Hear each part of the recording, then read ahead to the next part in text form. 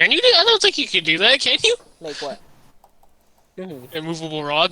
At a certain no, level. I'm a level 1 artificer. I cannot make that yet. Yeah, when you're more powerful, you can. He's Who- here. Chase Chase, is here? join! Can you hear me? Dude, Oh, I we can knew hear I you. should have waited Wait. 7. That's what I told you to say. Yeah. One Welcome. second. One second. One second. One second. Can you guys hear me? Let's go. Yes. Yeah, we can hear you. Okay. Took you so long, I- man. I'm sorry. Mom was looking through my phone. Why does that happen so often? Yeah. What do you do to make your mom so paranoid? The za.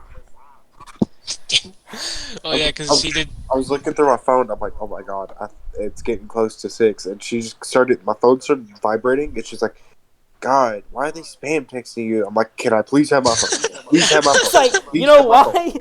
why? You should have just said, hey, I told him I was going to do something with him for like the next 4 hours or so. I did, I did, and the only thing I got out of it was, well, we wouldn't have to be doing this, but I wouldn't have to go through something. All right, I'm getting off Cyberpunk now, so I can actually. Chase, you're gonna have fun looking at my DMs, dude. Yeah, dude. I hope you didn't say anything too stupid. Oh, I literally just spammed F like 200 or 300 times. You're friggin' lying, bro. Oh, you can go look at it right now.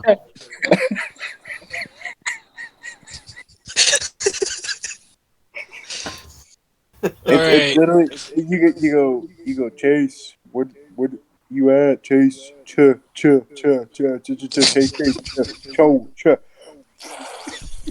Wow. Alright, hold on. Okay, so are you streaming right now? I've had the stream on for a Okay. while, but I just started recording again. But Okay, that's good. we're actually going to jump Get into tonight's Damien's session goofy this self time. out of here. The Wayun Gates. I need to. 2 towering walls of stone, metal, wood, both excessively armed with siege equipment and weaponry. The shining impervious defense of the Dwendalian wall will strike fear into any approaching soldier.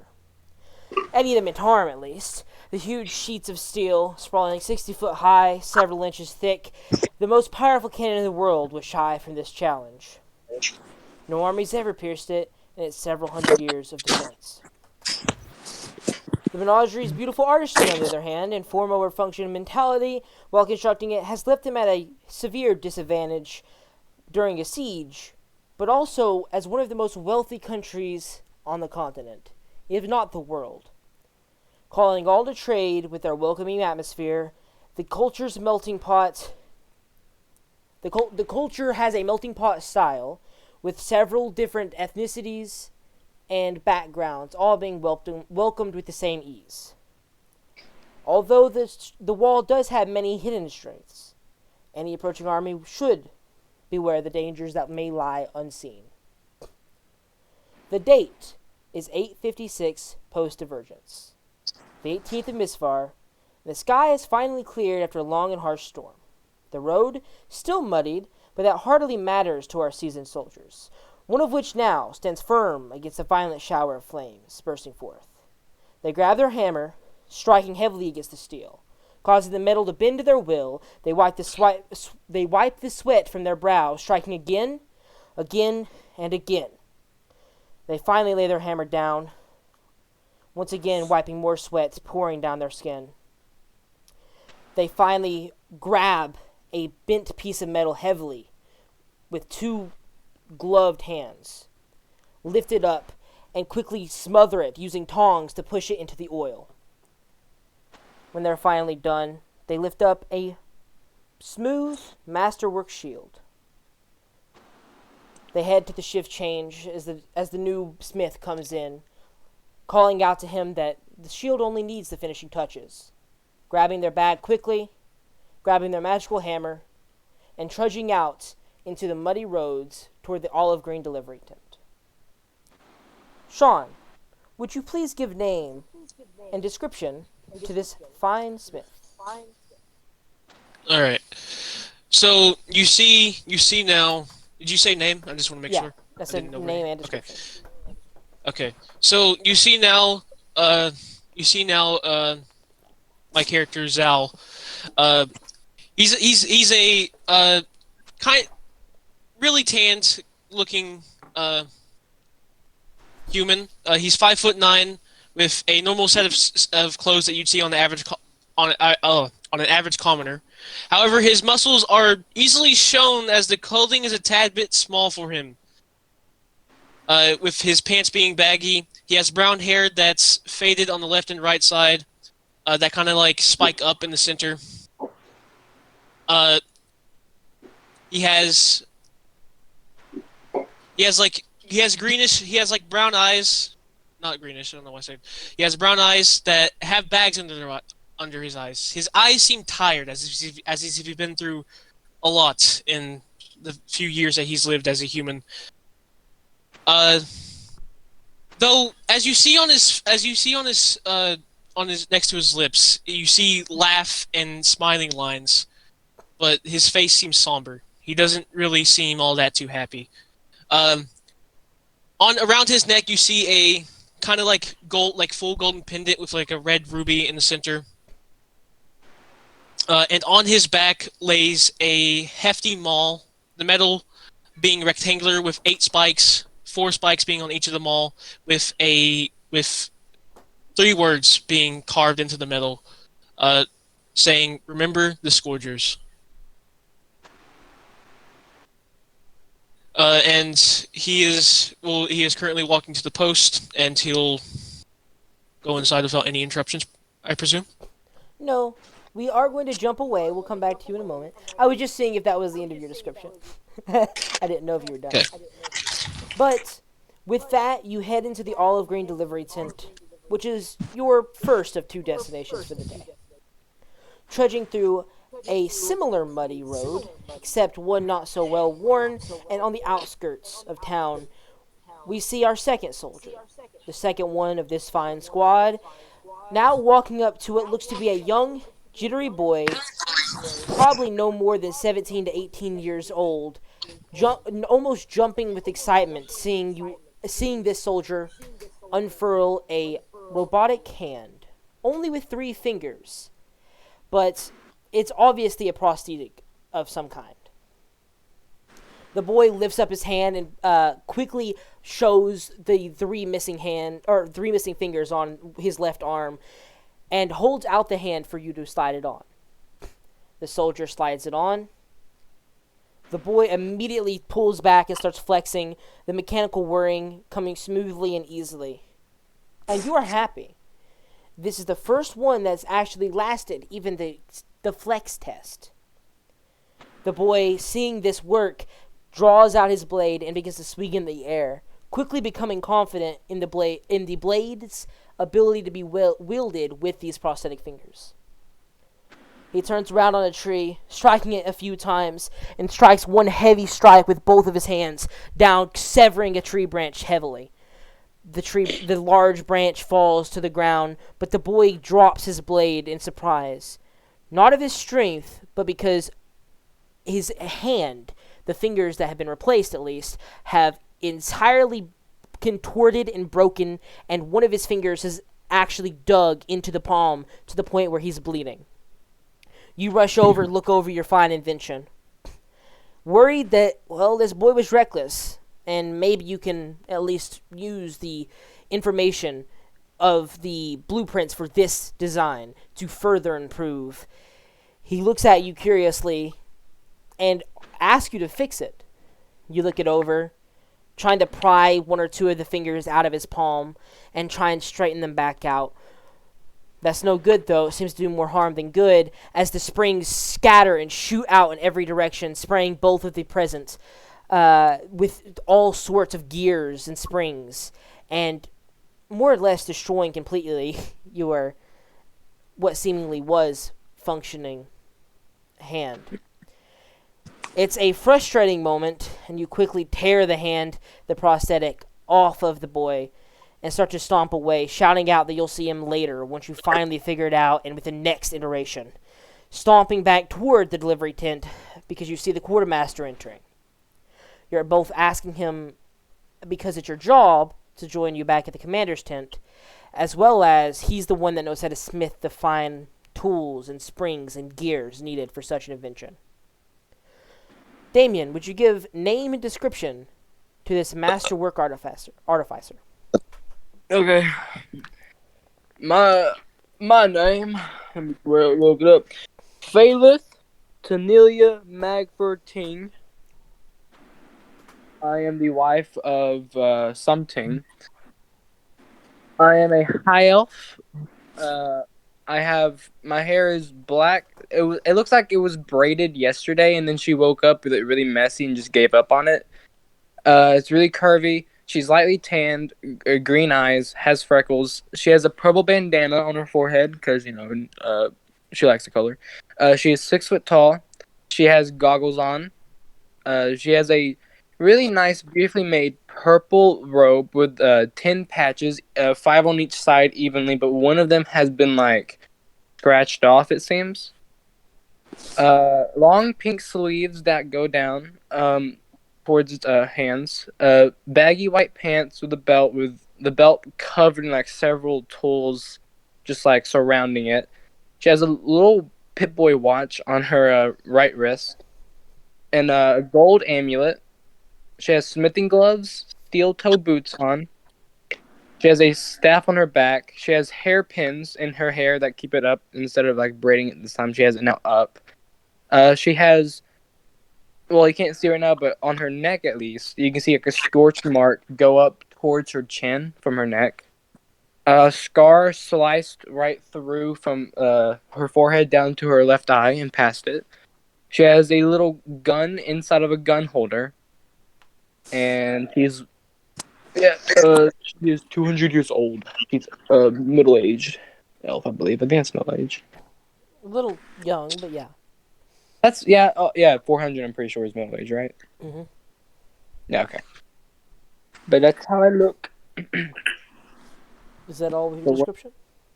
yeah, that is my name, and that is what I look like. All right. And with that, you trudge toward the olive green delivery tent, pushing inside right after the pesky quartermaster. But with that, we will jump away to our third separate joinee of this squad, looking up towards the wall. The brave shore warden that we're looking upon now is patrolling the top of the wall, looking down and inspecting from a distance each and every caravan entering the Menagerie Coast to trade goods. He's been doing this patrol for days, and nothing's really gone wrong in a long while, but you have to be vigilant, as anyone could be smuggling anything. You keep your eye out on one specific caravan as a few members seem to be trying to sneak something in the back, and as they pull forward, there's a small commotion. The guards trying to inspect this specific cart and lift up a floorboard that's obviously too loose. One of the caravan members pulls back their hand and tosses forward a vial of seemingly fire. The alchemist's fire quickly clings to the other shore warden's clothing and armor, burning him almost alive. This is when the squad member we're following jumps into action. They quickly leap off the wall down to where the commotion is brewing, casting 3 spells in quick succession. A featherfall to slow their descent, a control flame to tear the fire off of the burning shore warden, and a chromatic orb to quickly quell and silence the commotion. After that impressive display of 3 separate spells, the other caravan members, especially the ones that were not involved in this, quickly relent and are put in cuffs and taken away to be interrogated by the rest of the guard in the area. He rushes over and walks with the wounded warden towards the clerical area and where anyone can have any healing done. Making sure he's good to stand, making sure he'll make it there, he heads back toward the commander's tent, his duty finished. It's a boring patrol, and yes, he is useful there, but his talents can be put to good work elsewhere. He hopes he'll get a job that isn't so boring next time.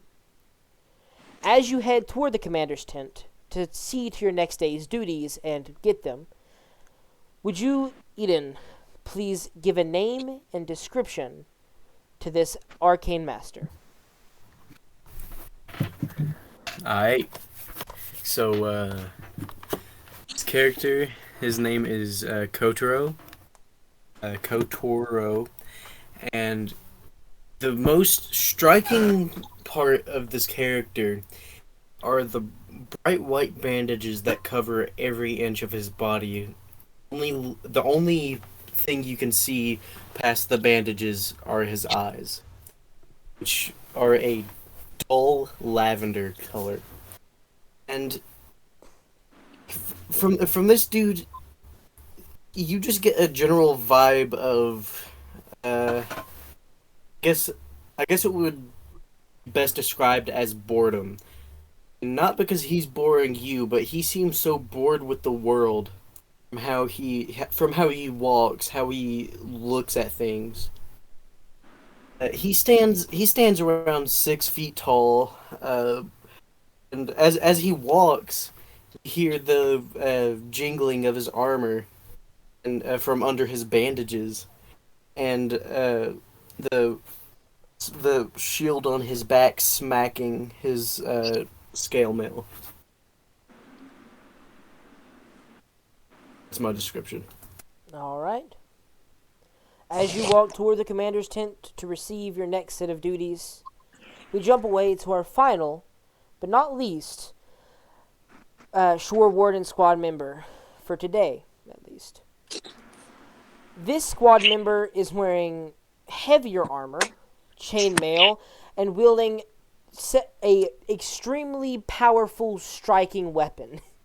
Or at least it looks to be in his hands. It doesn't necessarily have any showy attributes to it. It is just an extremely powerful and skilled soldier. He is standing in the sand pits over towards the training and sparring area. He is quickly pressing and fairly easily beating 2 rookies in the ring, pushing them back with every stride, every blow landing, taking very few for every strike he lands. He lands a dozen for every one they do. And every one they do land is quickly healed away by the man's innate magic. He marches onwards, pushing them off the sands, letting out a growl of anticipation and hunger almost. He wants to win, although these people are obviously, at this point, starting to become afraid. He pushes them further and further, beating one to his knees, while the other barely puts up a pathetic defense in front of him. He starts to almost lean down to beat the one on the knees to the ground, almost forcing him to lay down flat and curl up in a ball. That is until a whizzing dagger sails past his arm, only barely leaving a hairline cut just under where the chainmail stops protecting his arm. He fairly quickly feels the paralytic pulsing through his veins. His animalistic senses begin to dull and go to sleep for the day at least. He remains standing but is forced to lower his blade, and finally can understand and heed the command that the person has obviously been shouting several times and with great agitation that the match is over. He begins to walk back towards the sands, the other trainees helping each other up and following behind, almost frightened now of the imposing figure before them, but did well to stand against him, and that shows promise. He walks toward the sand, grabbing his bag, understanding that's probably enough sparring for the day, especially now that his senses are dulled. And that's almost more annoying than the fact that he nearly chased them and beat them to what would be death. He's almost more annoyed by the fact that they dulled his senses than anything that he did. Grabbing his bag, lifting it on his shoulder, taking the training restraints off his weapon, he begins to walk toward the commander's tent, praying beyond all hope that he gets a more interesting job. Hopefully one where he can roam and be free, as is his nature. As this imposing warrior and great swordsman marches toward his commander's tent to get his next set of orders, Chase, would you describe this righteous warrior? No. All right. So then moving I'm on. Let's go. Uh, you you see that covered in a chainmail armor, holding a with a dagger and small metal looks to be a small metal plate. A bag. Walk. You are cutting out. I am Yeah, pretty bad, as far as I can tell. okay. You see a 6'1", 2 half elf, gray hair, gray eyes, with a skin hinge. Are you sure that your audio, like your input, audio input or vocal input, isn't like really low or something, or really high? I mean, I'll check I would real quick. recommend turning off the determine input sensitivity automatically setting. Because what I I don't. think is happening is since there's noise in the background, it's cutting you out because you start talking more softly every once in a while. Okay. Just give me a second. It's voice video input sensitivity, automatically determine input sensitivity, turn it off, and lower the input sensitivity.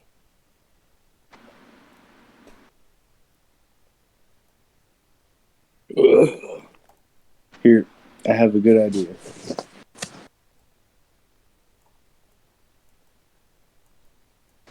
Okay, is it better? For now, it seems fine. Okay. Give me a solid second. I'm gonna go grab some tissues. My nose is stuffed up. Okay. So, right. Mm-hmm. Just continue. So the rest of them are gonna get the next command. I'm asking to help my fix my arm, Well, my or robotic. you're both making sure that the quartermaster actually goes to the command tent, as well as asking him to make your gears and springs for another iteration. Everybody job, Do what? and everybody else is getting their next command. Yeah, they're all Got it. heading directly to the command tent, except for Okay. the quartermaster who is stopping at the delivery tent on the way. Yeah, what was that?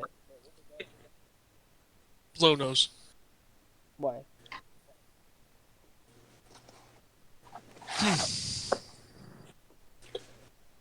Just be suffocated. It's fine.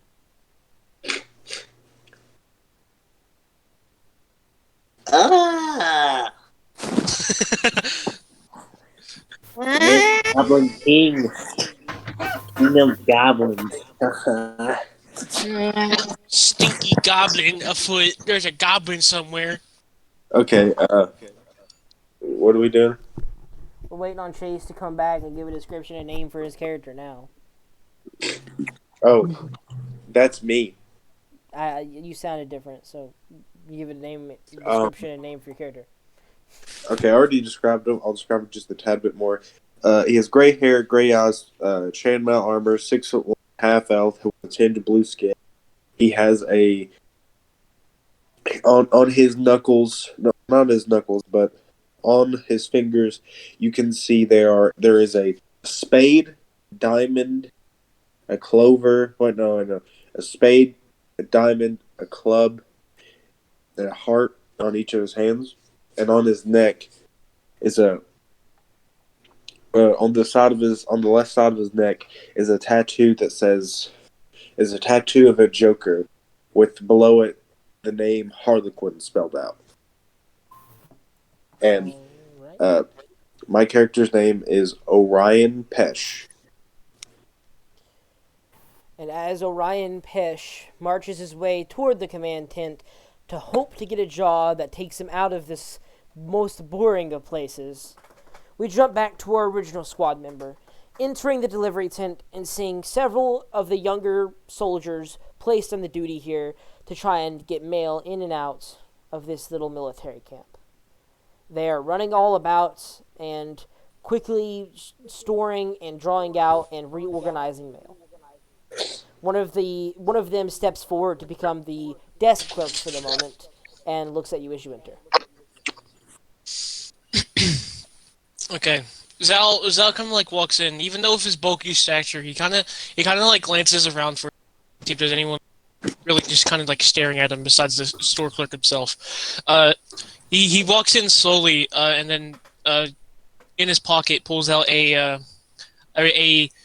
red envelope with a specific stamp, uh, which seems to be a kind of it has like just a the stamp is like a ball with like uh several strings coming out of it. He walks up to the store. He walks up to the clerk, and then gently places the letter down. He's like, um, "This is a letter for Just give me a second. Okay. This is a letter for Krydia Hasselbaum. She should be a noble in the Kryn dynasty. All right, all right.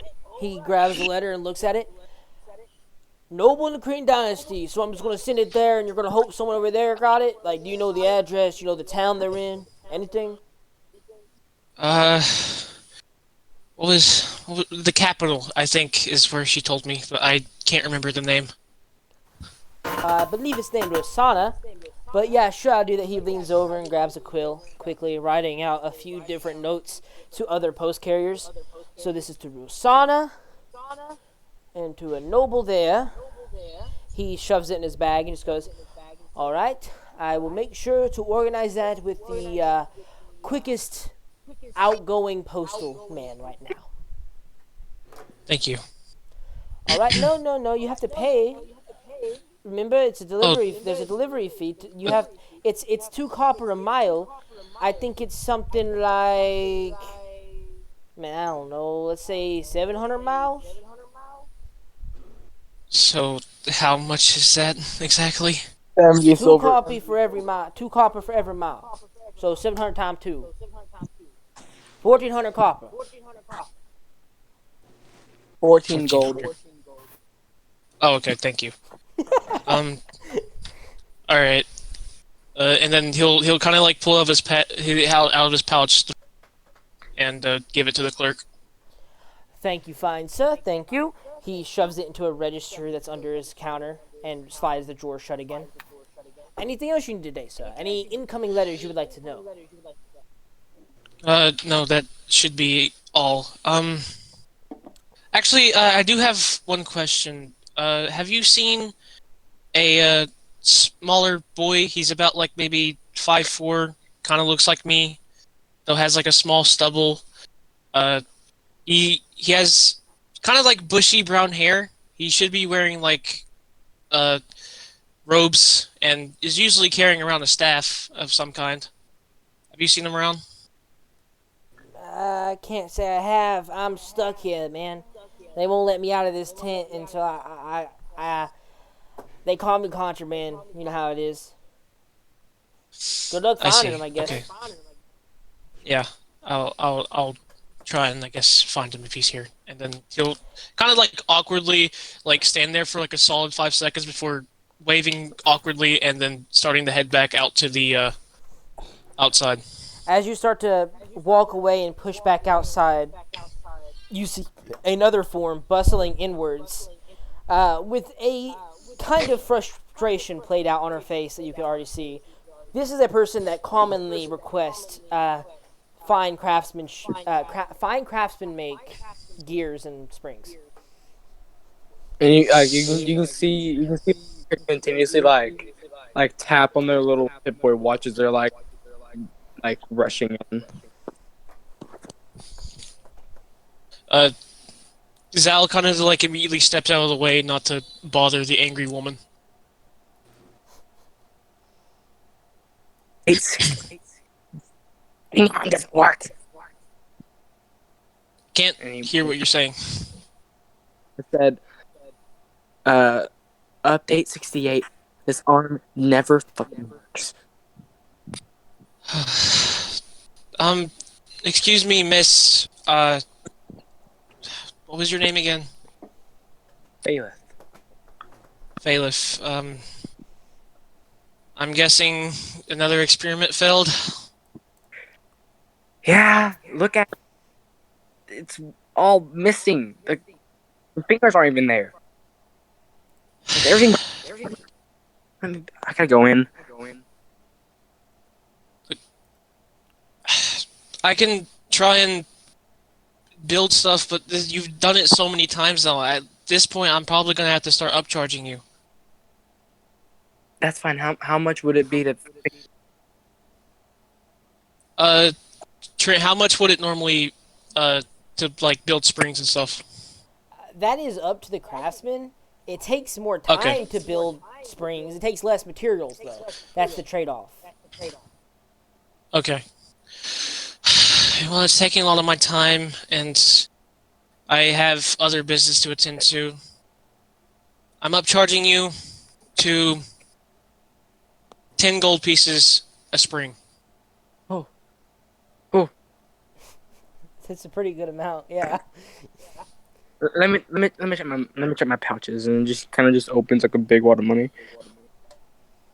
All right, sure. Um, okay. How much are you giving me? How much gold? Yeah. How many springs would I need You trying to probably fix this? need somewhere between, for the models you're using right now for springs and gears, it's probably going to take maybe 6 or 7 springs and gears to try and get, In total. to try and get the hand to work properly. Because you really only need one big one, and then like 1 or 2 small ones per finger. So All I'd right. say about 7. I need 7 springs and gears in total to fix this thing. So, and I just hold out an entire like bag full of 70 gold. Oh, okay. I'll try and How work long? on it, I guess. How long will it take you to fix this? It'll probably take you like 3 or 4 days if you just worked on that because they're intricate. Yeah, about 3 or 4 days. I mean, at this point, I'm probably getting better at making springs, so who knows? I might be able to make them as fast as, I don't know, some master smith, I guess. But is that if you excuse me, can you move out of the way? I need to get back to my post. All right. All right. Okay. Does he get out? Do you get out of the way? Yeah. Okay. So Zal is just going to walk past her, just getting outside. You move out of the way, You see her letting the fidgeting with the. blacksmith walk by. You end up heading almost the same direction, which you quickly recognize once you guys start heading both of you toward the commander's tent to receive your next duties. You're walking like 30 foot away from each other, heading this exact same way. As Zal is kind of noticing this, and he's like checking over his shoulder every once in a while. Failing, just kind of like follow him, at least seemingly so. You every time you look over, you just see her like just continuously like looks like she's like swiping up and down, left, right, and then like you'll hear like a random like doo-doo-doo, and she'll like smack it, and then she'll keep doing it again. All right, and at that point, we'll just head to the tent. Alright. You two make your way to the tent. Seeing that other people are already inside talking to the commander, you question with a look more than actual words the guard posted outside whether you should enter or not. He waves you on in. Knowing your faces, as you are somewhat well known, each of you. On the inside, you see a golden dragonborn. Scales, mostly covered with frivolous and very relaxed and baggy monk's attire more than anything. But it's also more, it's more than monk's attire would normally be for a poor monk. This is a rich man's monk attire while also trying to look as fashionable as possible. If you have the same fashion sense. His fashion sense is out there. He has a lot of greens and purples and reds mixed together, and they all cover and blend somewhat nicely with the smooth golden scales that he wears. He has a snout that is slightly more pronounced than most Dragonborn, as well as a tail, meaning he has some royal blood in him left from the old days when Dragonborns had their own empire. He looks at the newcomers, nodding quickly. Oh, fine. Now I can actually start the briefing. You all ready? Looking at each of you. Is he? I'm looking at his hand. Is he wearing his wedding ring? At the moment, he doesn't seem to be. He probably has it somewhere else, but he doesn't seem to be wearing a wedding ring at the moment, no.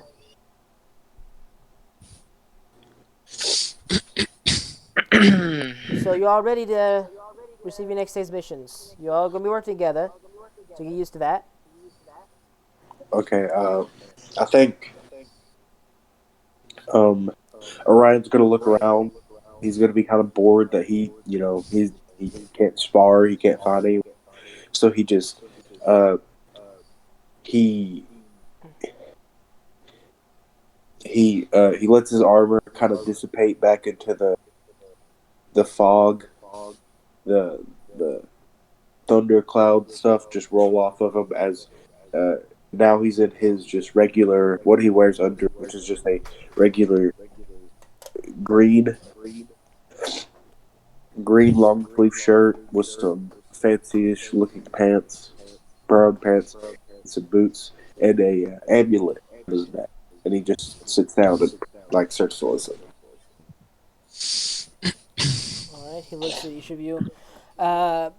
Specifically kind of smiling towards Orion, as he knows this is something he has been slightly hoping for over the past few 10 days.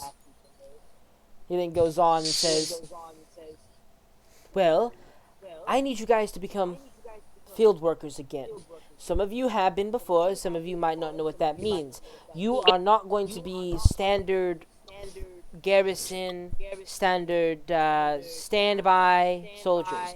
We're actually going to give you missions that you are going to be required to complete on whatever schedule the mission has set to it. Today, it's just a test. We're going to see if you guys work as a squad well, and we're going to see if you guys are ready to go back into the field, or if you're going to need more extensive training by our other field agents. Super easy compared to most missions. You guys are going to win a smithing competition. Ran and sponsored by a random frivolous lord down in Port Zune. He is giving away a set of magical smithing tools. Right? So your job is, he's a smith. You're going to help him win the smithing competition.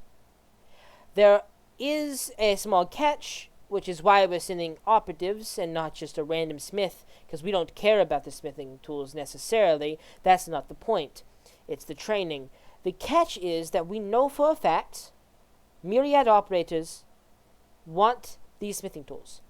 We're not sure exactly why, but we know that they have a growing presence within our empire, and we don't want them to be better armed than the common shore warden or guard walking around. Zalezo should be able to push back any myriad attempts. With smithing tools like this, however, it gives myriad operatives just that slight advantage. So we're going to try and stop them from getting it, and that is your training, is making sure that those guys don't get it and hopefully figuring out which ones do. Or which ones are the operatives, I mean. All in the same time winning that competition as fairly and as bloodlessly as possible, trying to arrest the myriad operatives as you go. You all understand? So, you're telling me that you're taking me off the wall and just putting me in a forge? Well, not necessarily you, no. You're not the smith, he's the smith. Points over at Zell, or whatever your name was. Zal kind of just like immediately kind of like freezes up as something points at him, as he's obviously super nervous, and he's been wanting to say something for a bit to something, but he's just been holding his tongue. You're not going to be smithing. He is going to be. You are going to be assistants and bodyguards. Your job isn't so much the actual winning of the object. The rest of your job is, other than the assistant, whoever you guys decide that to be, will be to defend him if the myriad operatives try and take him out, because he is exceptionally skilled compared to people who do criminal business. They don't usually stay at a forge for long. So if he garners too much attention and might win, the myriad might try and kill him. And we'd rather them try and kill our trained soldiers than a random citizen. Your job is to protect them, as well as, while there is no sign of the myriad operative, try and investigate to see which one of the contestants it might be. Yes, I see. That is much more my speed.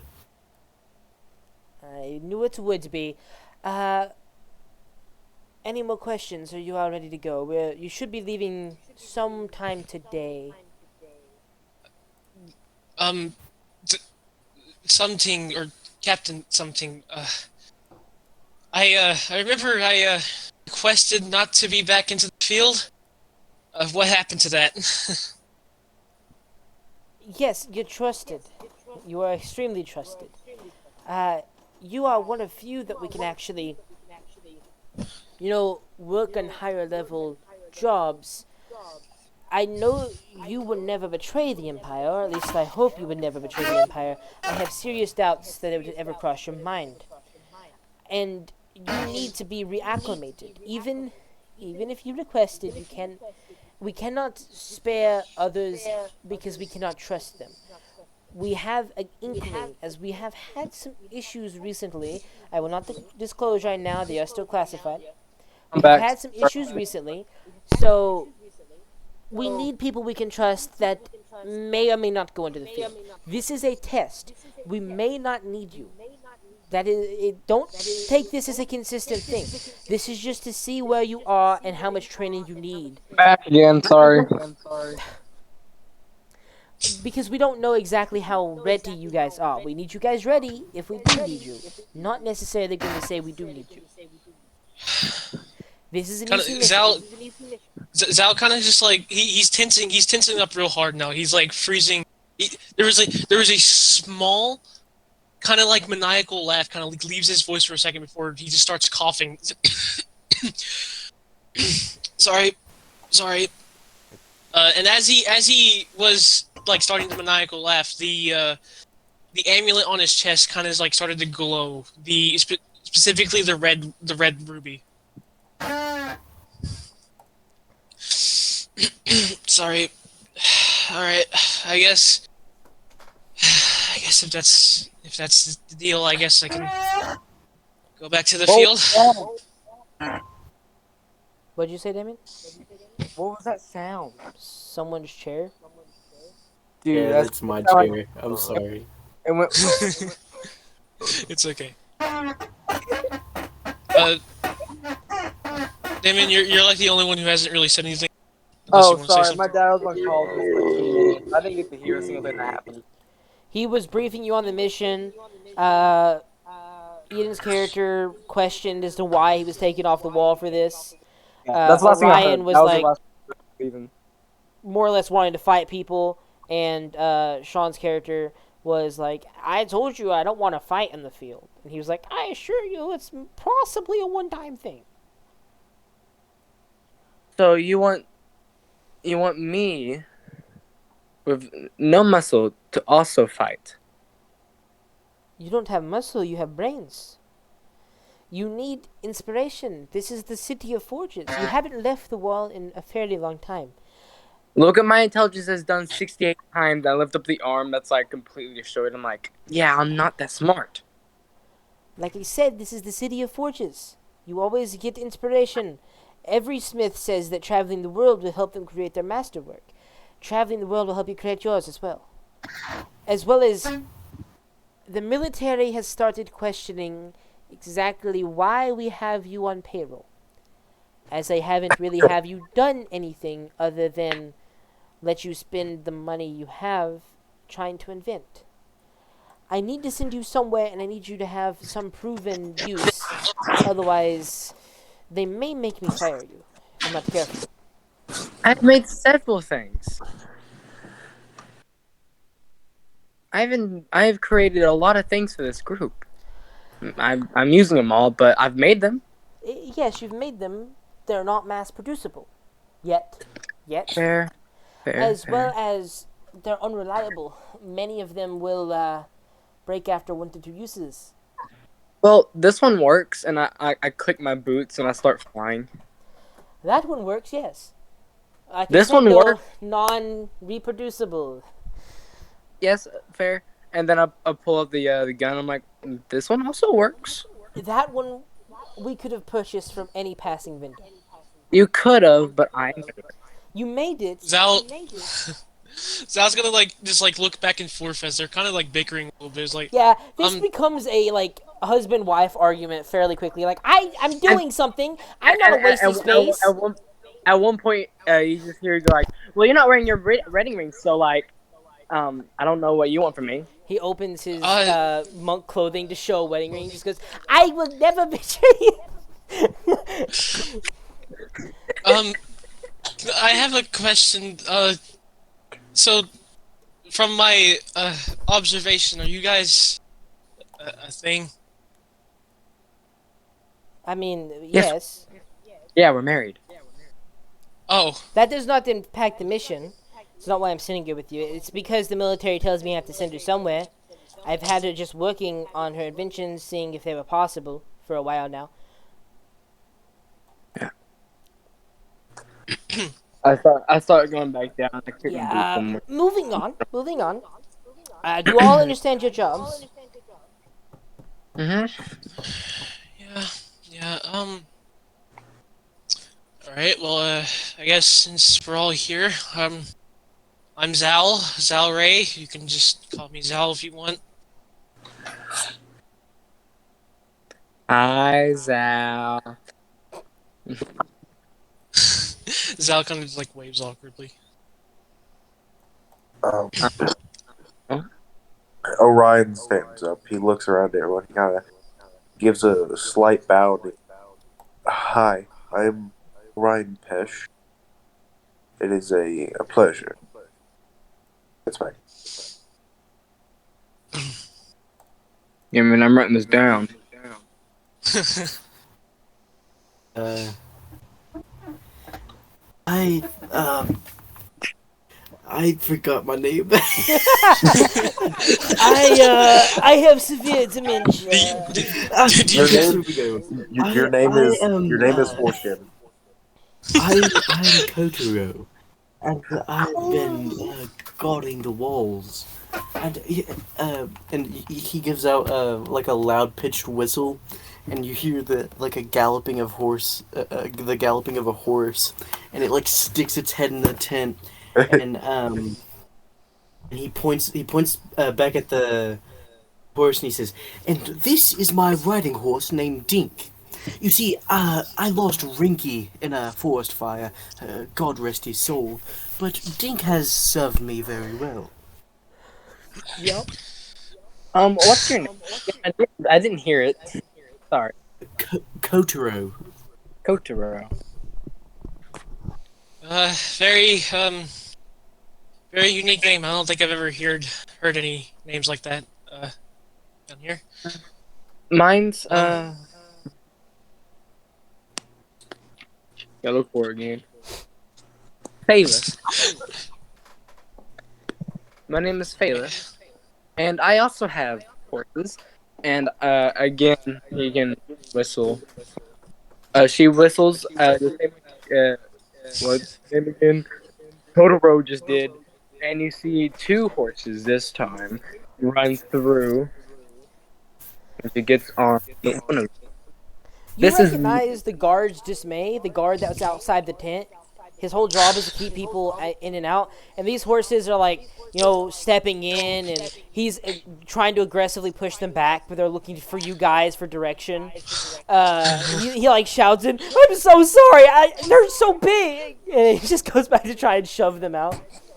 This one's Musket, and the other one is TF TF 0Z000000. These are my horses. Okay. Right. Well, if we're all ready to go, we're all acquainted.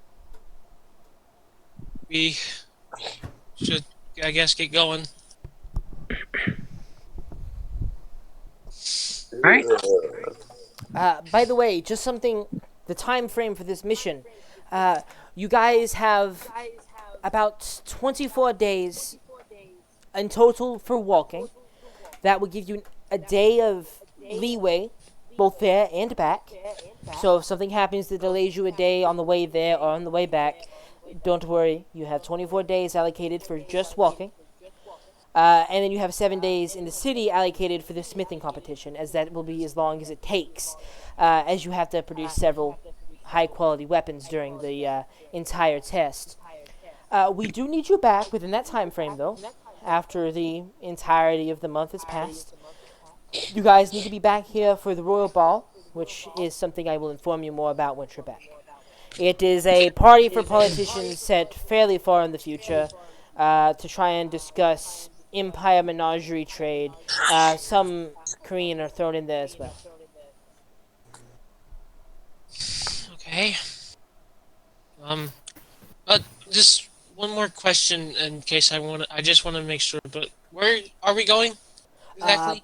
but Port Zune. Port Zune's where you're going. Okay. It's Guess we'll the be smithing heading capital of there. the empire. Or the menagerie, I mean. All right. So we you guys have 3 horses in total. Um, riding a horse would really help us get there faster. Would you guys be okay if we rode some of them? All right. Well, I'm not riding with anybody. All right, fair enough. There's 4 of us, therefore someone's gonna have to buddy system a horse, You and guys can buddy system TF. I have plate armor. I say that the horseless peasants must buddy. Um. All right. I'm not letting anyone on my musket, okay? No one is doing. I'll just take TF if everyone's okay with that. Yeah, you can have. Okay. I need to get some air. As he kind of just like starts walking by, kind of having to like shove the horses out a little bit before he can get outside, and then he just stands there, just having to take in some fresh air. I just look. I just go. Did he just shoulder check a horse? Yes, he did. And my horse too. And I pulled my gun. Some team quickly reaches over and just knocks your gun down and just goes, "You haven't traveled for a day. You can go a month without killing people, please." I love you, honey. Yes, I love you as well. Don't kill other shore wardens, at least. And hopefully no one innocent. I would have to reprimand you heavily. I kind of cock an eye. Hopefully, don't kill anyone innocent. Collateral damage is always a possibility. Yes. Group I'm traveling with must be sane. And I just slow walk out of the tent. Yeah. Alright. Totoro was like ignoring all of you guys and getting on Dink. You guys each head outside, gathering the horses. Orion and Ziel having to buddy up on the trip out. Is there any supplies or such you would have to actually gather before you leave, or no? Zal Yeah, kind then- of just sees Zal sees Kotaro kind of just like getting on the horse. Shouldn't we go get food before we travel?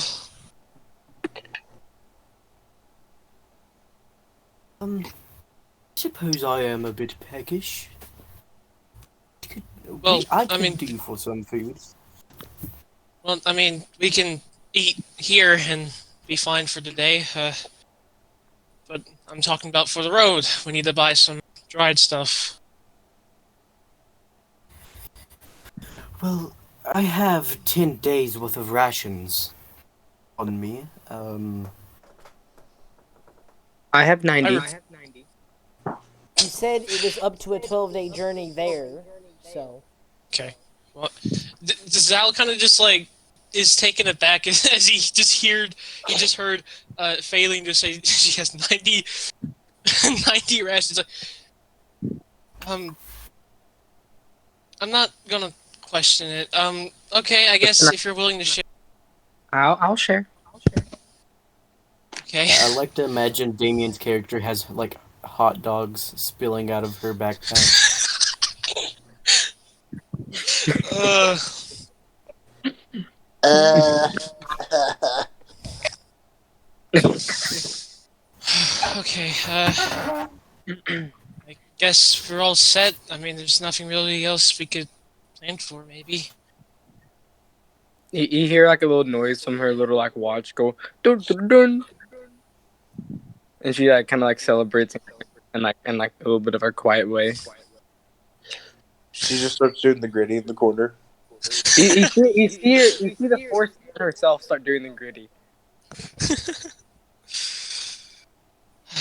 Okay.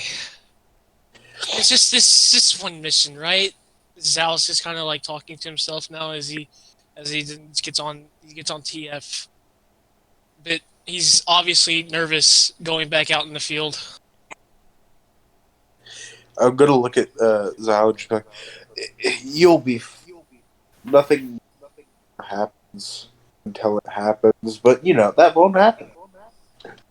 Yeah, yeah, nothing surely will happen, especially past the Wyung Gorge. So you know what? Yeah, it's fine. It's fine.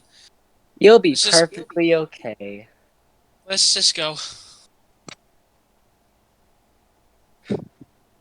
So you guys head out, I marching your guess way we. out of the Wayun gates, out to the first time you guys have really seen the other parts of the menagerie in a while. The days go boringly by. A fairly safe place this is, considering the fact that military patrols it often. You each find your way through the sunny and warm days down toward Port Zune, passing Nicodranas by, and turning left to the coastal city. The coastal city is an odd sight, to those who haven't seen it before at least. It stands in a strange spherical pattern. There are four major spheres. Pull up my document. There's the hammer sphere. There's the like Asaray sphere, the Harbor sphere, and one other sphere which I can't remember.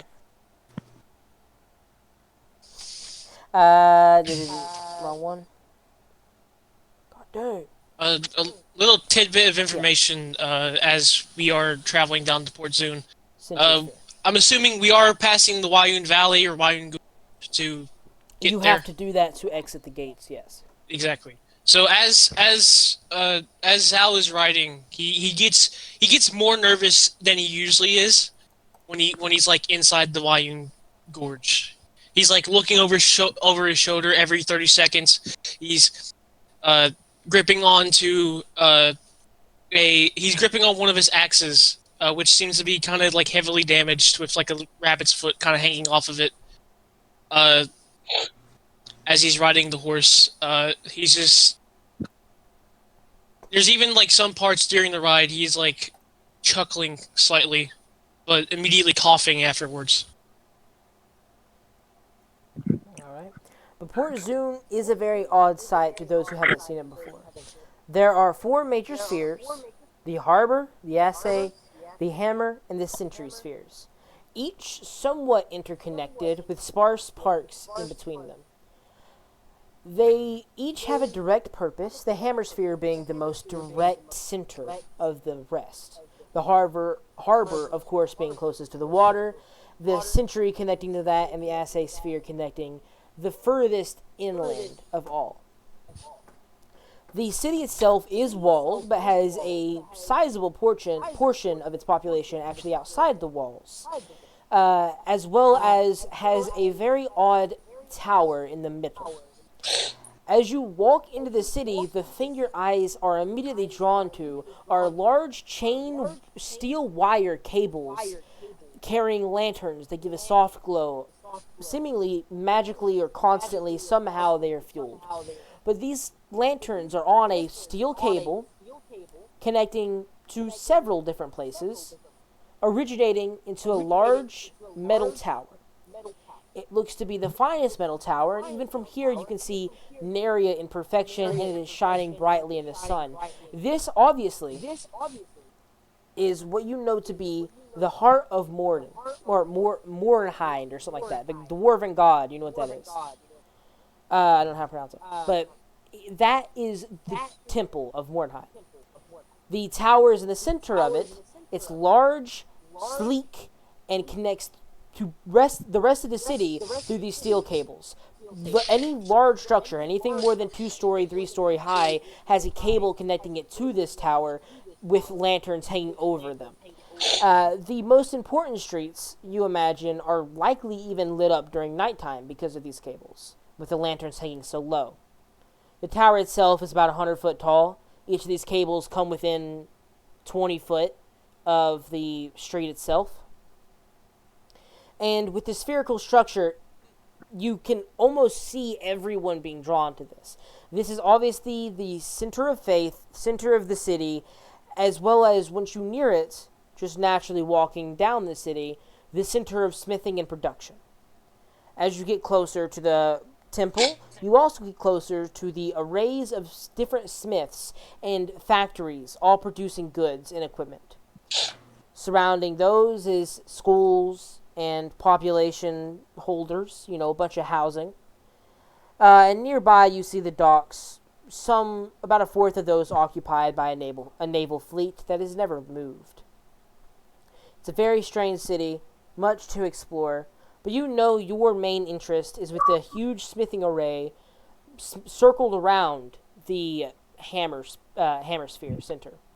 Just outside of Morden's temple, as you approach, see lines and rows of smiths. Probably 3 rows to 4 rows thick in some places, and stretching almost the entirety around the large temple of Morden. You see hundreds of smiths here. If not nearly, you could probably estimate maybe 1,000, 2,000 smiths constantly working in a huge circle. The sound is nearly deafening, that's for sure. And you almost... My mom's calling me. Give me a second.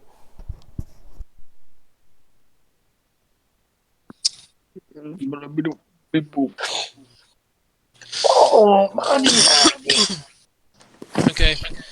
But yeah, Just these saying. hundreds of smiths are working in a circle, and it hurts your ears. You guys bring your hands up instinctively, and know that where you need to go is probably to the temple to sign up for this competition. Okay. So we are in the main city of Zun. You are in Port And, Zune, yes, in the Hammer Sphere, which yes. is the most centermost one. And I'm assuming this place is highly populated due to the festival.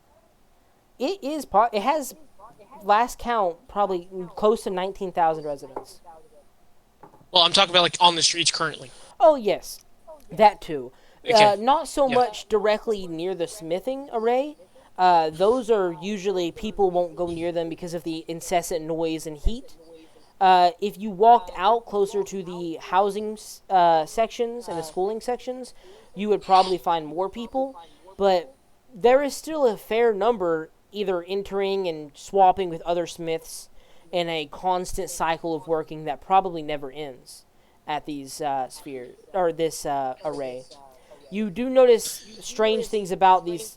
Another strange thing about these smiths in particular, they don't seem to be running 100% on charcoal power. There seems to be some other source that you don't necessarily understand powering at least most of these smiths or Could these I forges. could I see what the power is? Could I know would I know it? Uh, you're okay. Yeah, sure. Make a. I would just say, just space intelligence. Oh no, history. Make history. Okay. Mystery check. Alright. First roll of the session. It's been an hour. If it's not a nat 20, I'm gonna kill you. Yeah, I'm I'm leaving gonna the game out kill of getting that 20. Not I only every- play There's- campaigns that start with nat 20s. It's not gonna happen. You know my luck. Yep. Okay. I wanna go there it is. If you get anything lower than a 10, I'm shooting myself. You No, throw no, it, no. just like, God dang! Do what? I got 12. Alright, 12. I cast sleep. Yeah, baby. With a 12, I mean, you know that they're not extraordinarily powerful or anything. You can tell that. This is burning the ones you inspect at least, the 3 or 4 you actually look into. They're not necessarily burning any hotter than the forge you have back at the Wyam Gates. However, they are burning far more consistently. The smiths not necessarily needing to shovel charcoal and or fan the flames as often. That'd be very convenient, but I'll just scroll past it. And as Zal was walking towards the temple, where I'm assuming we're all heading, unless anyone has any errands to do, again, he's getting more nervous as he's walking through the crowd of people, putting his hand like on his pouch and just keeping an eye out on like the rooftops, alleyways, and he just looks at like some people who seem suspicious to him as well. So, Sean, what's your character's name again? Zal. Okay, Zal. Yeah. Z-A-L. Okay, so Kotaro looks at Zal and he says, "Say, fellow, you look rather nervous. I think you look as happy as a goblin in a child nursery right now." Yeah, it's probably just nothing. I mean, I don't know, I just have a constant feeling of being watched right now. As Well, you guys are probably in the- standing in the street, a family and their children bustles by you guys, bumping into you, trying to get to a very odd sight, of course, those people, because it's a smithing area, not necessarily meant for families, but they seem to be in a rush to get somewhere. 2 parents and a kid walking by.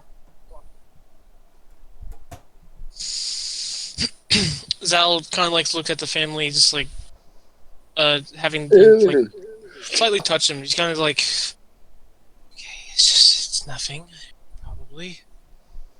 Okay, let's just head to the temple. Focus on that. Head to the temple. You want some anxiety medicine? God, that's a thing. Yeah.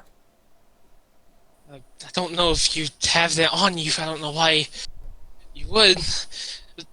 Look, I'm fine. Let's just head to the temple, please. Would a dog calm your nerves?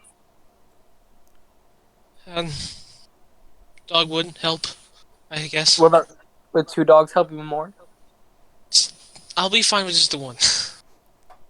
Well, I kind of can't bring just one. Then it's fine. Let's just head to the temple and get on with the job. Just be vigilant, okay? Because who knows? Those guys could be around here anyway. As you say, stay vigilant. I'm going to ask all y'all your passive perceptions. What are those? Do you guys know how to calculate that first off? Reroll should do it automatically. Yeah. I think I have mine's a really bad. I have a 15. Alright. I have in 14! sound like I got molested by a goose. I have a 12. I have a 14. 10. All right. With those passive perceptions, you keep your eye out. Finally, closing that last half a mile, maybe, gap between the forging array and the immense grounds which Morden's temple rest. As you approach, I would like to inform Zal. Go ahead and mark off about 10 gold pieces for me. You were robbed immediately. Yep. Even though I technically had my hand on my pouch, but okay. That ain't how it works. I hate to say it. That really ain't how it works. But yeah. Oh, well, it's just 10 gold. It's just 10 gold. yeah, that was suspicious that I described a random family in a smithing board. But you guys closed the distance. No, I knew it to, was something suspicious. you closed the distance to the temple, looking upon the grandest structure that seems to be, at least, in this town. From what you can see, it is the only raised platform. Everything else seems mostly level. You could probably look from here directly to the sea, but you look at the only raised platform, seemingly man-made, as huge stone blocks were placed atop each other to make a large temple plateau.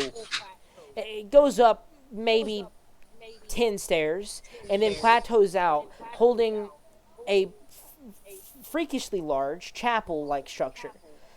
It doesn't sound like a chapel, though, as you can see banging of metal inside, cheers rousing, and as you enter the large front gates that are always kept open, you see what looks to be a huge dining hall, being the first room in this chapel. It holds hundreds of devout, and you know they're devout, each of them carrying a holy symbol of some kind, even if it's just handmade wood.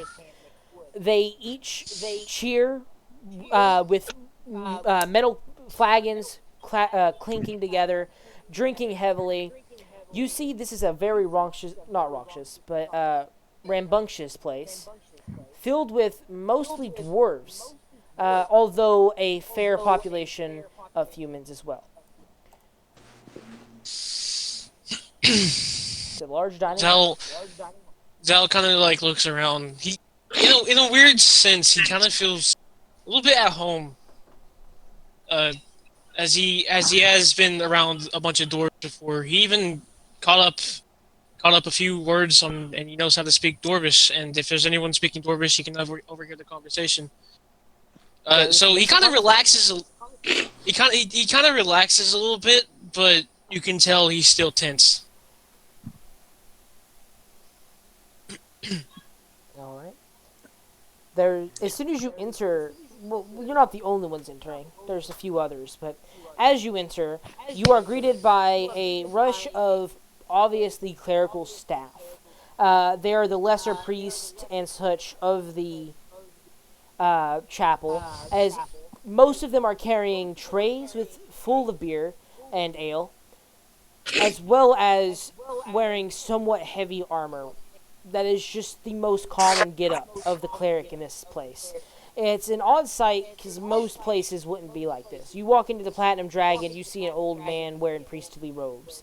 Here you see what look to be beer servers and heavily armored warriors as the clerical staff. The most eye-catching of them is the one you would likely want to talk to, as they seem to be at the highest station at the entrance at least. A young, obviously ambitious woman. She seems knowledgeable and is giving information out to passing guests, while also remaining somewhat jittery and excited slightly. She likes the atmosphere, you can tell, that this place now has, and is almost plotting how to keep it that way. That's what you can see in her face, is she is plotting how to keep the atmosphere the same as it is right now. And as you enter, she looks over and points a few staff that way. A few clerics rush up and ask, would you like a drink or a seat? Seat would be fine. Yes, I like right? both. So you want a drink? Yeah, I like a drink and a seat. All right. So 2 seats and a drink. What about you two? You coming in as well? Yes, I would like a sweet mead if you have it. We have all sorts of drink here. This is best place for it. What about you? Big man. I don't know Me? his Jace. name. Yes, that yes, him. Oh, Orion. Orion. right. Okay. Uh, he kind of sits down and he just goes, um, do you have any of that? And he like kind of like looks in the distance, trying to remember something. And he goes, um, just regular ale will do. Fair enough. Would you guys like to sit in the common area, or would you like to make a donation to sit in a private booth? Um, Private. There's like private. well, how much is private?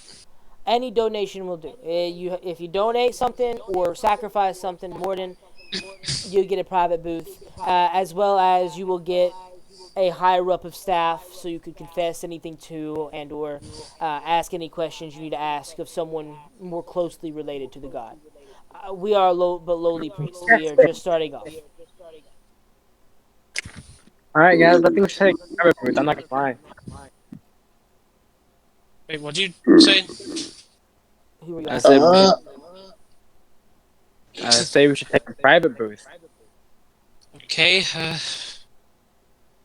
dude, Zal kind of looks at Faline. Is like, I mean, you're kind of the one with a lot of money here.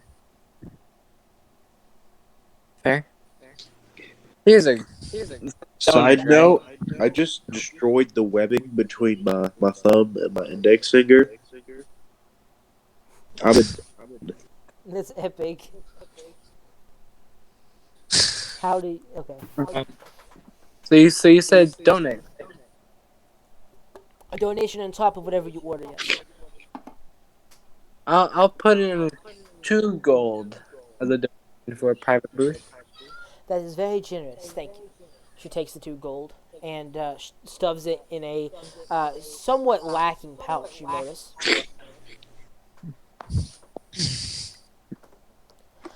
Right this way. Who would you like to talk to? She is the most available right now, and points over at the person who directed the priest towards you. Uh, That one. hold on, were we ordered to contend or protect someone inside?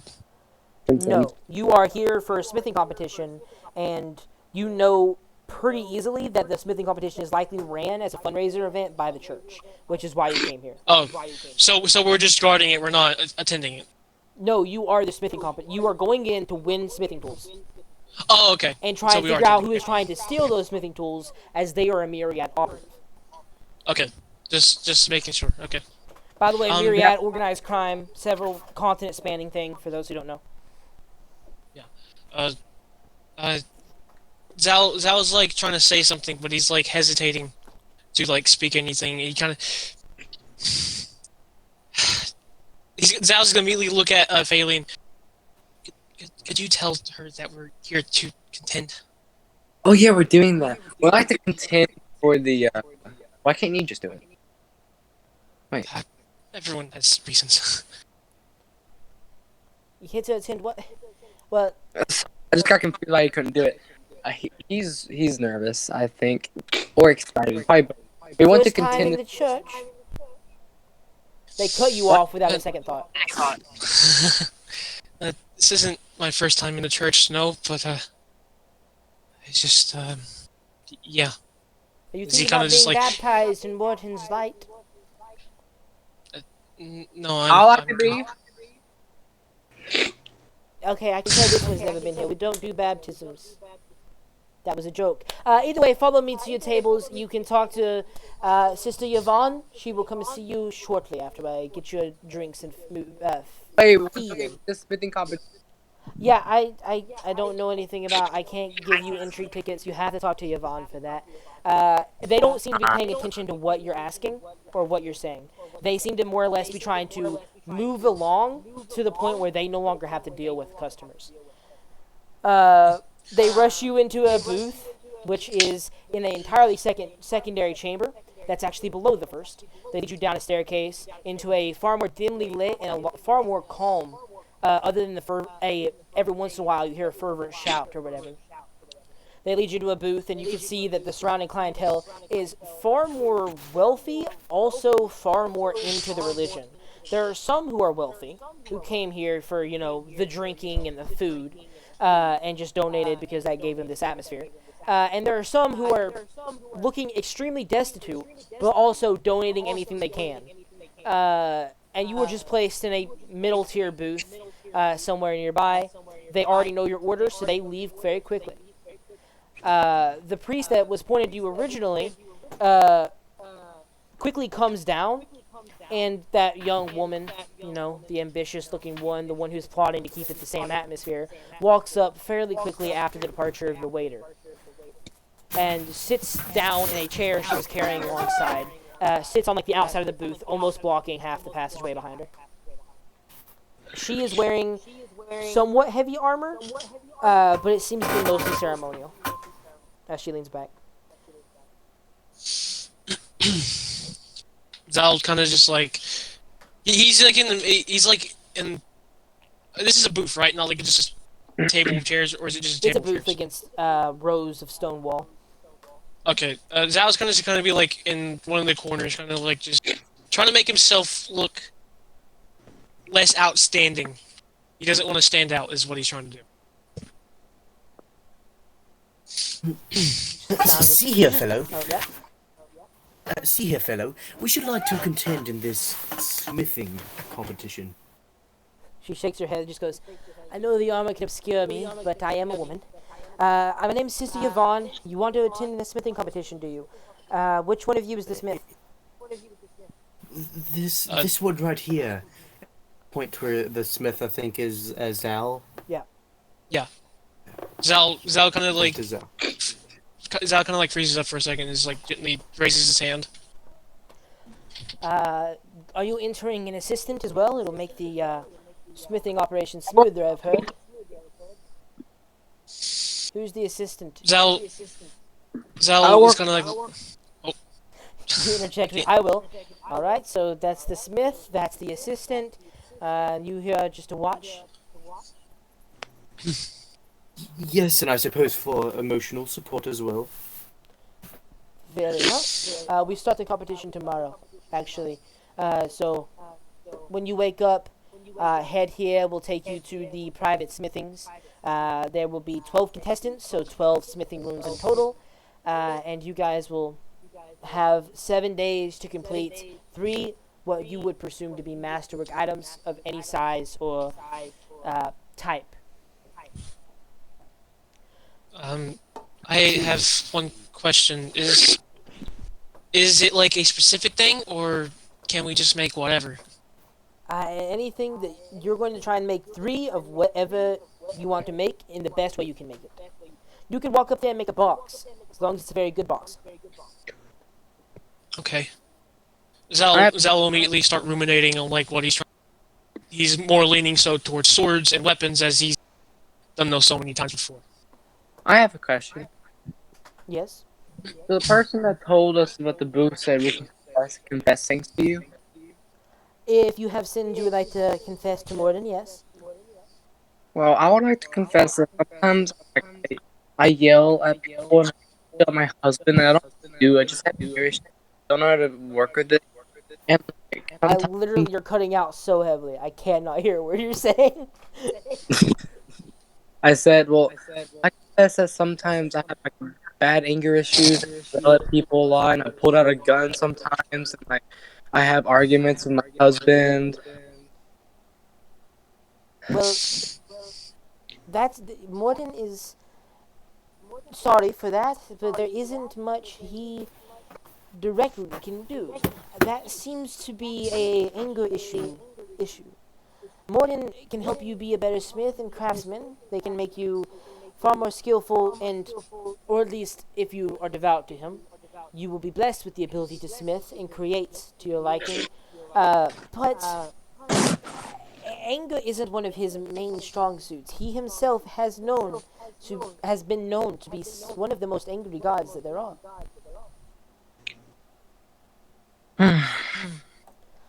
I suggest Okay. you make something for him Make something?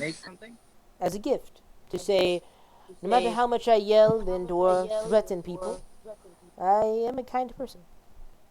A gift, wait. Gift to the god?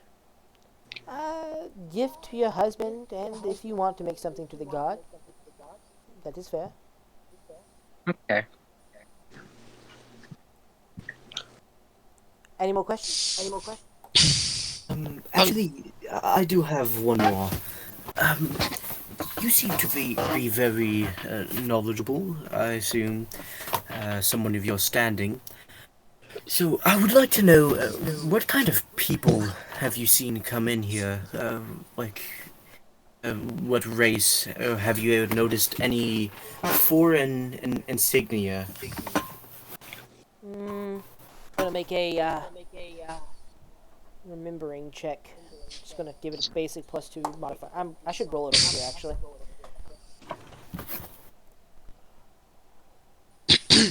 Roll 20. Give it a +2. With a 5, she fails. She like rubs her chin for a moment and just goes, mostly human. That is the population of the entire city. Nearly 80% human population is, but mostly dwarves and humans. There's almost 50-50 split between dwarf and human entering and exiting this temple. No foreign insignia necessarily. There are so far, if you'd like to know, 12 other contestants, well, not 12 other, 11 other contestants, 12 making you, in the smithing competition.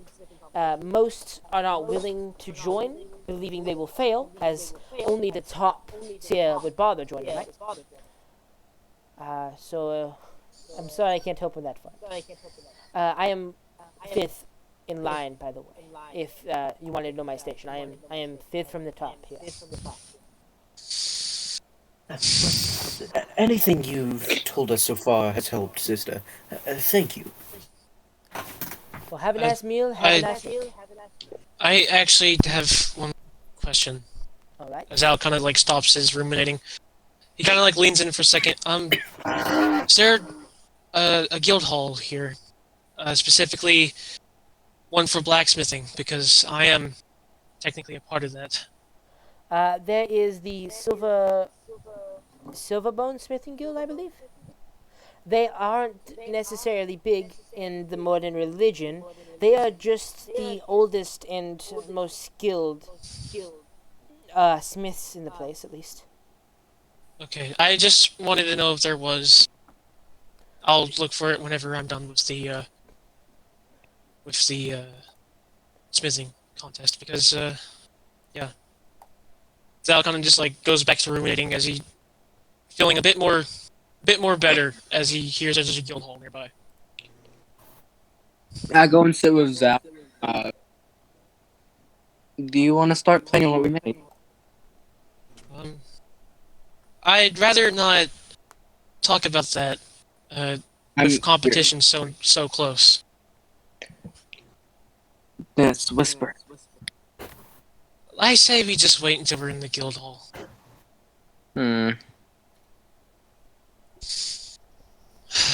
Okay. Zal then kind of like. What's your character's name? What? Orion. Oh, what's your character's name? Orion. Ryan. All right.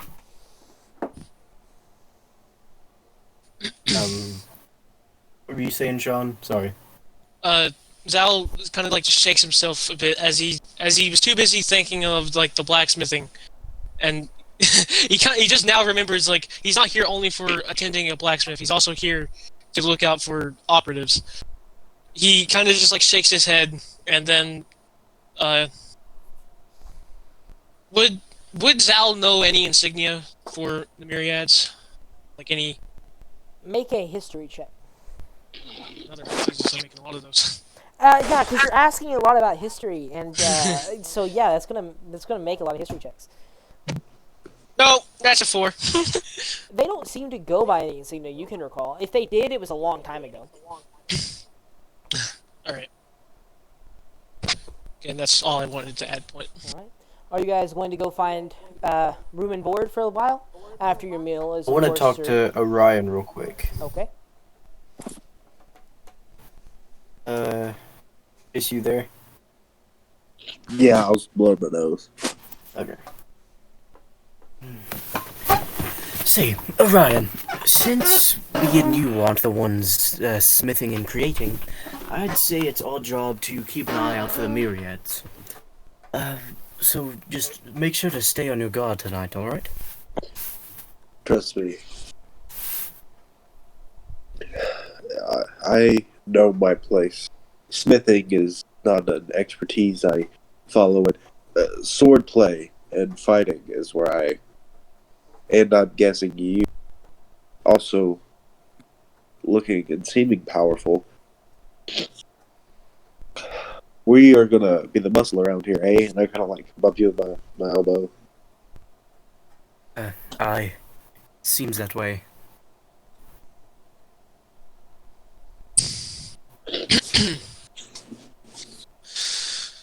Anything else? I don't think I have anything else besides Zal just ruminating. Orion hits the nastiest stinky leg and then the gritty. Ryan, you start should shooting have the ordered stanky leg out. as you guys head out Wait. to find room and board. Oh wait, are we still at the like the The kind of like the temple for now. bar place? Yeah. I'm gonna ask for some really strong alcohol. And yeah, these are made for dwarves. They're I'm not a asking for dwarf. something that I go up to the bartender and I go, is it a dude or a girl? They're just waiters. There is a mix between. The one you Oh, find happens to be a random guy that's walking around wearing somewhat ceremonial outfits, mostly because he is in the fine dining section of the establishment. I go up to him and I go, sir, may I ask, can I have strange requests, especially for someone who's not a dwarf, your strongest alcohol that won't kill me if I drink a lot of it? I hate to break it to you, sir. All alcohol will kill you if you drink enough of it. I'll give you something that you likely won't be able to drink enough of to die, if that's what you want. I look at him and I go, give me an alcohol that is so strong it could put a raging beast to slumber. All right, yeah, sure. Don't drink too much. You guys, he looks over at the table and shouts down, monitor this one. Stop him from drinking more than like once every 10 minutes. A glass, I mean. If he drinks like 4 or 5 of this, he will not wake up. I uncork it and I take the smallest little, like the tiniest little sip and put it back and put it in my bag. And you can see me, like just from that tiny sip, I'm like, ugh, He that hands is you like a ow. weird yellowish liquid that has a odd thickness to it. You almost think is honey for the coloration. And as you drink it, it tastes like alchemist fire is in your mouth. You down it though, and yeah, that's extremely strong. To the point where drinking too much of this will either make you go blind, because it's basically 90% rubbing alcohol, or it will put you to sleep where you won't wake up. That's why they're warning you. I look around. Should make him Constitution check. I say to myself, well, I only took like a sip, so I really go, that taste is utterly foul. Yes, like I like make the most egregious, disgusted face. You asked for it. No refund. Sorry. By the way, that'll be 10 gold there, sir. Of course. Thank you for the I don't even know if you can call that alcohol. It's the finest drink you can find here. And is that going to be all for you today? I see most of you are finished with your meals. So, Yes, sir. Thank you for your hospitality. I'll be right back with your bill. is that the strongest drink you have? What'd you ask? Was that the strongest drink that you have? Strongest drink that won't kill you in a shot? Yes. I want one that can kill you in a shot. The strongest one you have. I will bring you a waiver. I'm not liable. Okay? Great. And he wanders off and comes back later with a bill and a quick way to writing utensil to quickly write down if you decide to take home with you a alcoholic beverage which is purely black. It's extremely liquidy, almost looks like soy sauce, pretty much. And he puts it down on the table. I don't recommend drinking any of it. You sign this waiver before I sell it to you. So how much would it insta kill me? You take more than a shot. If you take a shot, you're lucky to be, waking up next day. You might wake up 2 days, but more than a shot, I don't think you're gonna wake up. Most won't. How much is this? Another day is 25 gold. Alright, if I ever need to kill myself, I'll do it. And I'll sign the waiver. You sign the waiver. He marks on 25. Your thing will cost 25. His thing was 10. The entire meal, just for the regular drinks and eating, is going to charge you about a gold in total. However you split that. We only have gold, so we can't split it. Someone's giving her gold, and I'm already paying 25. Here, I'll front the bill, and I flip a gold coin at him like a douche. Yeah, he catches it and puts it in his little pouch and just goes, I hate to ask this. Any tip? I No. literally gave you something you can kill yourself with. Fair. I'll give you a little tip. I'll give another gold coin. You flick it at him, he catches it and just goes, that is very generous. And he tucks it in the little pocket that's in his vest. And he walks away and just goes, have a nice night and don't die in your sleep. And he wanders away. You guys So he doesn't seem to care if we die while we are awake. I think we should flog that man, unclothe him, and beat him. I'm down. You guys want to? Let's not. As unsophisticated that would be quite humorous. I will, but much to our dismay, we cannot go around harassing people. I think we should go back to a. Is it late in the day, Trent? By the time you got here, it was near midday. After eating and talking with Sister Yvonne, and waiting for this alcohol to be brought back, it's probably close to 7 p.m. Their sun is setting over the city and ocean at the moment. I look at everyone. I think we should find a somewhere to stay the night, rest our heads. I can maybe provide that. I could build us a tree house. Let's not do that. But if I can find the guild house, the guild there would be more than welcome. Provide us free lodging. And would they be able to stable our horses? Most likely. I mean, it's a guild.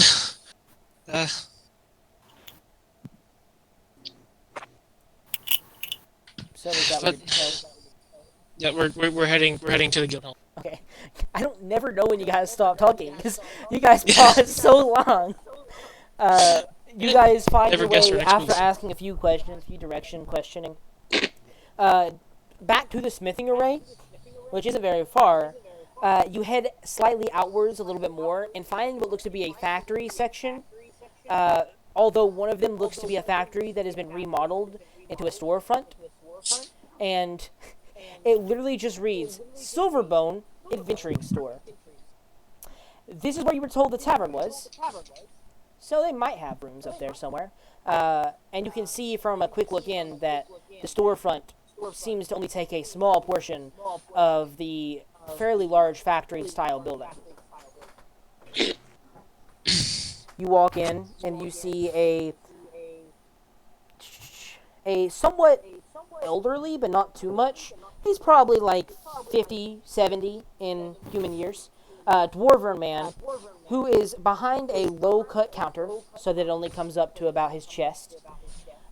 He is wiping down several different blades with fine oils before sheathing them away, making sure they stay somewhat prepared and not broken and rusted.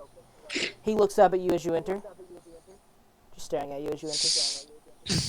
Zal kind of walks in, seeing this is the guild hall, right? For the This is blacksmith what you were people. told was either a guild hall, tavern, anything you asked about the Ruby Gut, or not the Ruby Gut, anything you asked about the Silverbone company, this is where you were told to go.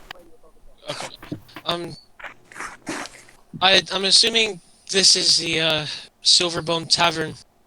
I'm with the guild as Zal then pulls out the letter of introduction to the Silverbone Guild. I was told that I'd be given free lodging as long as I pay 5 gold a month. He just looks at you questioningly, takes the paper, looks it over. Since when's the last time you renewed your subscription? Uh, I mean, I send monthly payments. I mean, if I haven't paid up this month, here you go. As I hand him the 5 gold. He puts his hand out to stop you and just goes, Mark! Mark! Mark! Very aggressively several times. Eventually, a far smaller and younger dwarf ambles out, rubbing his eyes, just goes, yeah? What's your name, sir? Zalray. Jacob Zalray has paid his subscription for the month. Sure. He runs back. He comes back a few months later and just goes, he's good. As he looks over a piece of paper. He's good. Alright. You have about 10 days left on your subscription. If you want to pay for the next month in advance, you can. If not, you're good for the next 10 days. I remember the notes also said if I don't make the payments in time, I can just pay back within full. You can do payback if you want. It's a dangerous game, though, debt. I should be fine. But Enough. so is there rooms for 4 people available? Does it say that it'll both room and board you and your friends, or just you? Let me check real quick. Yeah. Because if I remember correctly, I think it was. Because some of them is like, yeah, just you. You're the one that gets it. As an established and respected member of a guild, you can rely on certain benefits that membership provides you. Your fellow guild members will provide you with lodging and food if necessary. That's just you. Second. Read. Yeah, it doesn't say anything about multiple people. Yeah. He looks at you and just goes, I ain't got room for 4 people. Are they going to pay the subscription? They joining? No, I don't think they're going to join, but I can pay for rooms. We'll give you 1 room. But that's essential. How much you going to pay for the secondary rooms? I can send you to any tavern down here. So don't try and short bomb me. You don't have to pay. I have a treehouse. That's probably going to take a while to build. No, it won't. Wait a second. Well, I don't think we should probably just sleep in a normal room for tonight. But anyway, sir, is there any taverns near here? Yeah, there's taverns near here.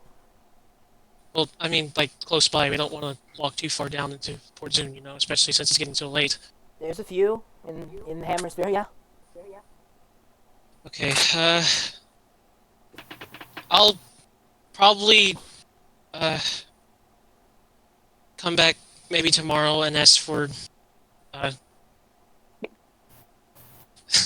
so Zal kind of just, like, is just getting more nervous as he kind of just feels like he just wasted this guy's time. He's like, alright, I'll come back maybe tomorrow, because I'm attending the smithing competition. My assistant here, I'd like us to maybe share a room or something, so we can plan. He just looked at you. Zal just just nervously just waves goodbye and just starts walking back out. He doesn't make a noise. He just picks up his blades and starts re-oiling them again. You guys sorry, head back to the street. I planned that a little differently in my head. Orion's gonna walk over to Zal and kind of guide him to the side for a moment, and he's just gonna look at him. He's just gonna go, I haven't known you for any bit of time, but surely you could have better talking skills than that. You stutter over every word you say. Are you sure you know what you're doing? Yeah, I'm sure. It's just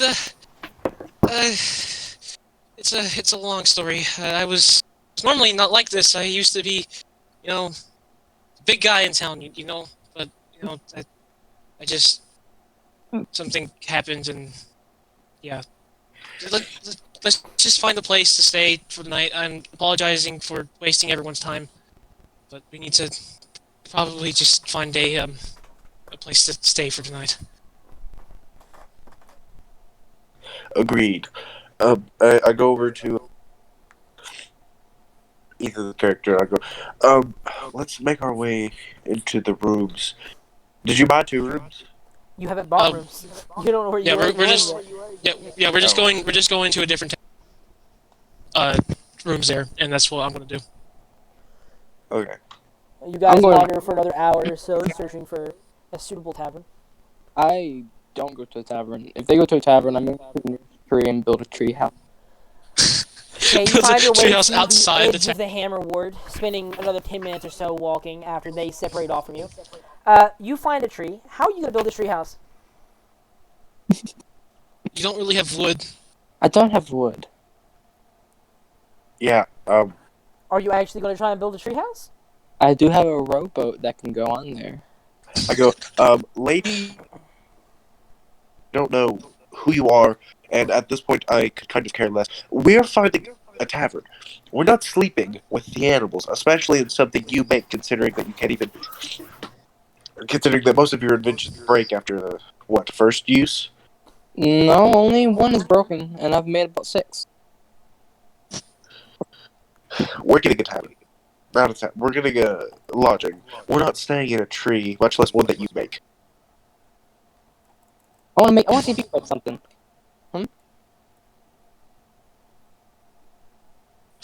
What'd you say? I want to see you make something and see it work. Do you know how to Uh, make? Do you know how to make a pistol? Do you know how to make boots that fly? uh, If I can make the boots that fly, I can make a tree. the And I can make a the good tree house. a thundercloud rolls over his body, and you can see his armor. And he goes, "Look, I made that. Now we're going to go get a tavern. If you want to stay here and live with the birds or whatever those are, you can. Good to you. But I'm going to sleep in a nice warm bed with a can't speak with a tankard of ale by my side." And he starts walking down the road, ushering everyone to follow him.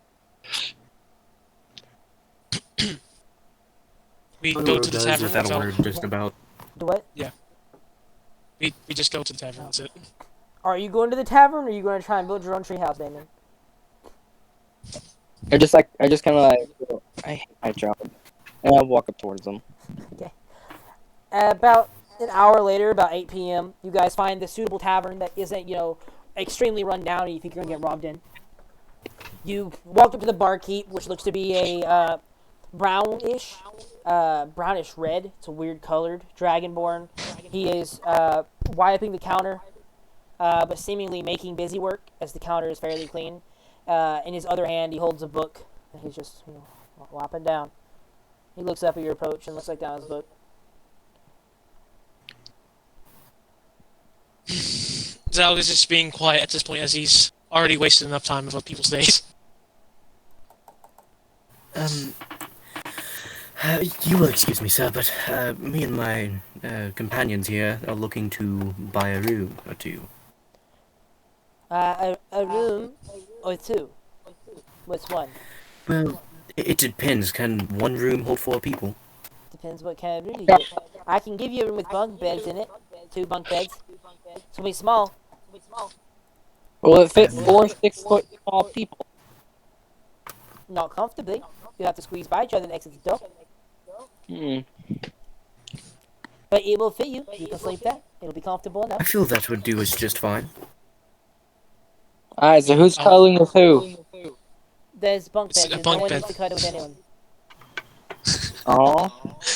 That room will Plus- cost you about 5 silver. 5 silver. Here you go then. And Kodoro hands him the 5 silver. He grabs it and just goes. Alright. Puts it in a little pouch on his side. Here's your key. He reaches down, hands you a brass key. Have a nice night. It's a room service. There is a wire attached to the window seal. You yank it, it'll take one of the bells back here. Probably yank it a few good times because I'm not going to notice if you just do it once. I'm not going to know which room did it. So, have a good night. I'm going back to read my book. What book are you reading? It's called 50 Shades of Lucidian Ocean.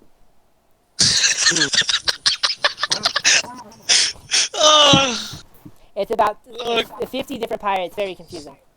And they all have like a weird love with 50-sided something called. Yeah. Okay, Zal, hearing that. At some point. What did you say, Devin? I'd like to read that book at some point. I'm nearly done. I can probably sell it to you in the morning if you want. Alright. What's your name? Zal's gonna go upstairs. Name's Terry. So many Terrys that you made. I'm Terry Mudbourne. Is that funny to you? I get my character. Zal's gonna go upstairs and again start ruminating his plans for the There's something like 3 smithing Terrys, tool. alright? Yeah, and there's also like 4 Dannys. Those are the most common names, I don't tell you. But you guys find your way to the room fairly easily. It is a cramped compartment. It's almost like a cleaning closet style. Like if you walk into a cleaning closet in school, that's almost the size of this. The beds are squeezed together. One person at a time could stand between the beds, and then they might be pushing in at the bottom bunk, like pushing up against the bottom bunk people.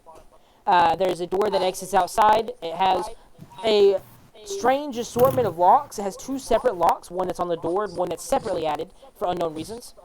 Though that one seems to be entirely unlocked, and you didn't get a key for it. It's just hanging there. The window itself is not boarded shut, but like there's no way to open it. It's a stationary door. It's not an openable window. Stationary window, not an openable window. The window doesn't open. It has a very view. It's not very interesting. It looks over a house or two, but then gets cut off by the rest of the city. You can, like, if you look from one angle, see the smithing array if you wanted to. It's fairly bland. My expectations were next to none, and I am still disappointed. Roll me the video game character. It's better than a camping site at in foreign lands. That's for sure. Zal gets the bottom bunk. I get the top bunk of one of them, and I just curl up like a dog. I'm at the top bunk of Zal's bunk bed. And I'm at the bottom bunk. Yep. You guys each curl in your respective beds. Zal is going to try and make conversation with Faylene about what to plan for tomorrow, and the 3 ideas that Zal brings up is to make a very pointy maul, a serrated Zwei handler, and a silver shield. Sure, you can make those. I've made them before. I mean, the only thing I'd have trouble with is probably the Zwei handler. Serrated, a bunch of edges need to be, I'm happy with that. Quick question: how good are you at a forge? Christian, what is smithing tools like? What thing do you use? Strength For what? for smithing tools? That really depends on what you're making. Strength for things that are large, like a shield, would probably take strength. If you're making something intricate, like a watch or gears and such, that would be more dex plus proficiency. Okay, but what about the weapons and shield that he's been talking about? That'd be strength. The shield and Zweihander are both going to be strength. And what was the other one? A very pointy maul. Yeah, they're probably all going to be strength. Because you're just molding huge pieces of metal into something. Instead of something tiny. So I'm a proficient on. If you're proficient in smith tools. I am. Alright. Which he is. So for strength, I'm better at making like watches and stuff, but I can make weapons. If you're not good at hammering with a hammer, if you're not, I'll leave the hammering to me. You could probably focus on the more serrated edges because those are more intricate than what you think. Yeah. At this point, Orion is passed out, like just drooling. Okay, well, before it gets too late, we probably sleep, and then before before uh before Zal goes to bed, he kind of like takes off his maul from the back of him, and he places the metal piece on the ground, like lays it next to like the little wooden post. The engraving, "Remember the Scourgers," is now more visible to everyone who wants to look at it, and then Zal would just like go back to sleep or lay down and try to go to sleep. Yeah, I'm looking at the spell. Okay. Oh no. Well, just tell me the name of the spell. Alarm. You can trace a wire up to 60 foot, I believe, maybe 120, but it doesn't really matter because it's so small. And if the wire is broken by a creature or even an object that is thrown with some force, it will send a mind ping, which will immediately awaken you. Oh, that is pretty useful. Can I, like, so wait, let me read this. Through the door, window, or an area. Can I do that to the door? Yep. You spend 10 minutes or so casting a spell, tracing as much of the door as you can, making it near impossible for anything but a rat to slip through. That'll alarm my woman, and then I would wake up. Yeah. You wake up as someone is entering your room, if they get that. Yeah. You guys head to sleep, and Yep. the night is mostly uneventful. When you wake up, it's probably midnight, and not all of you wake up. The heavier sleepers might still be asleep, but someone is knocking at your door somewhat aggressively, not too harshly. They knock at your door once, and just go on the outside. We need to talk to the smith that signed up last night. I'm here by the temple. I'd have some questions for the smith. Open up. Come on. We know you took. We heard from this guy downstairs. He told me you bought the room. Zal is like the first one to wake up, as he's a very light sleep. He kind of just like gets up immediately, kind of a bit of alert, but hears that he's just asking questions. He kind of gets up and then goes over to the door, opening it. That depends. You can choose creatures to let pass through easily. Did you set him as one that was allowed to be passed through or not? I didn't say anyone. All right. So as soon as you go to open the door, Phelan just jumps up. I fall off the bed as I just tap my watch. I'm like, what's going on? What's going on? It almost startles you more than the fact that people are beating on your door in the middle of the night. And with that, most of you are awakened. But as you open the door and look, you see a heavily scarred figure, middle-aged, 30, 40.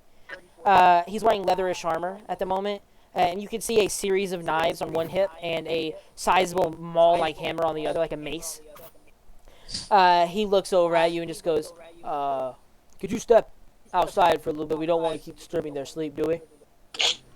He's like chewing gum. So, Orion finally kind of gets up out of bed, sneakily just crawls down, goes and tries to over here. I have no clue what you ask. Uh, You said you were sneakily doing something.